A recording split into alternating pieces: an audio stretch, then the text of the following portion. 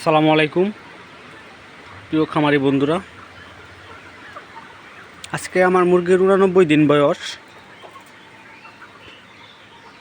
এই সময় মুরগিকে কৃমিতে আক্রান্ত করে।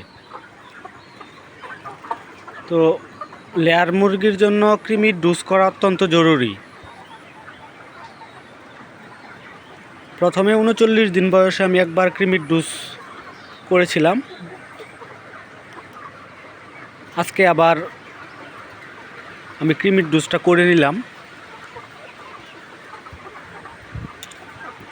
কৃমির ডোজ হিসেবে প্রথমে 39 দিনের সময় আমি এবিনেক্স ব্যবহার করেছি।